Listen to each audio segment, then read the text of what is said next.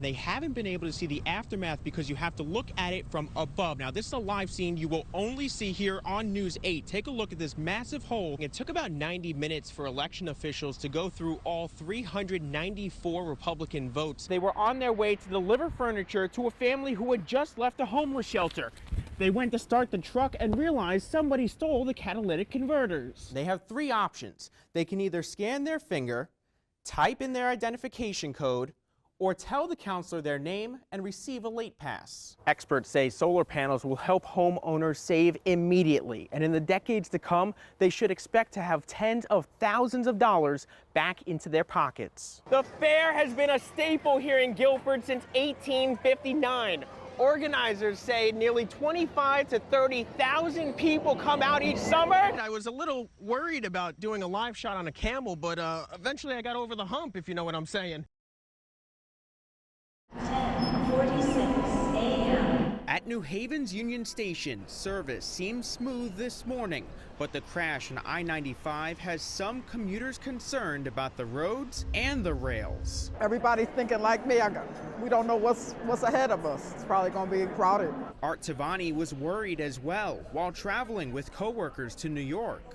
I immediately thought that we might have some issues with the train this morning with it being overcrowded. I wanted to see for myself. I hopped on the 11:46 train from New Haven, and with no delays or crowding, I was in Norwalk about an hour later. A short walk from the train station, and you can see the traffic backing up. Norwalk resident Bree Boussiere is concerned that the crash will affect her commute. I hope not, but I'm pretty sure it will at some point somehow because it's going to be a chain reaction. She says she usually uses Uber to get around, but is now forced to find other ways. It looks like the Uber thing, I might be having to take a break on that, so I'm going to stick to the train. If it does impact the trains, then it's kind of going to be really rough. In New Haven, Tim Harfmann, News 8. Más. Sí. Better than yesterday. It's been a long road to recovery for Brian Calle. He's home now after spending a year at Connecticut Children's Hospital. Arriba. His father remembers that frightening day when he almost lost his son. The doctors told me he was going to be a vegetable, so it's hard to even compare because the doctors haven't predicted any of this. For the first time, and with help from a translator, Brian clearly is grateful.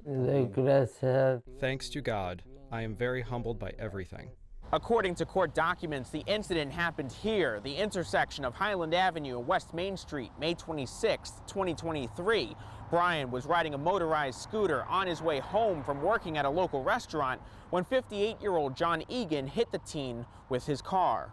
According to the warrant, the former chair of Waterbury Zoning Commission went to 2 local bars earlier that day and was served 14 alcoholic drinks before he got behind the wheel. Egan was arrested and charged. His next court appearance is April 25th. Egan's attorney declined to comment for this story. The Calle family says they're not holding a grudge. They're praying for Egan. His accident, it hurt. His recovery has gotten a lot better.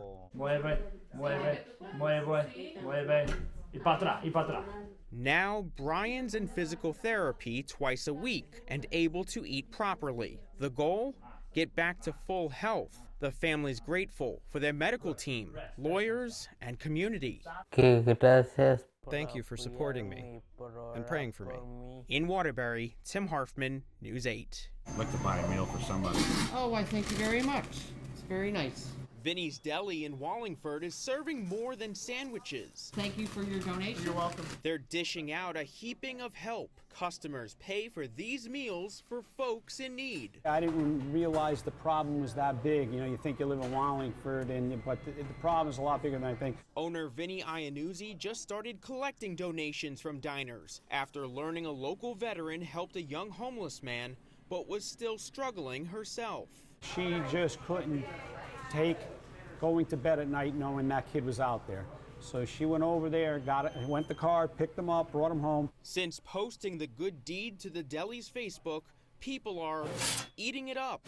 Vinny says in less than 24 hours, he's received an outpouring of support, with even donations from Puerto Rico and a woman in Florida donating $150 a month. He's looking to cover this countertop with more of these $10 certificates. It's been coming in so fast and furious this morning that these are all people calling in. I've got more in the back. He says they've raised about $1,000 so far, thanks to generous customers like Chuck Stolnick, who donated $100. I can afford it, and it's good to help people that really are in a position to help themselves. Maria Miranda is one of them, and she just started working for Vinny. She says she's actually working 2 jobs to make ends meet. Where would you be without this help? Homeless and in the street with my daughter. Vinny's helping Maria with food while she gets back on her feet. Going through a situation like this, it means a lot. Vinny says they'll keep helping as long as they can. It's hard not to help. If I can help, if we can help, we do it.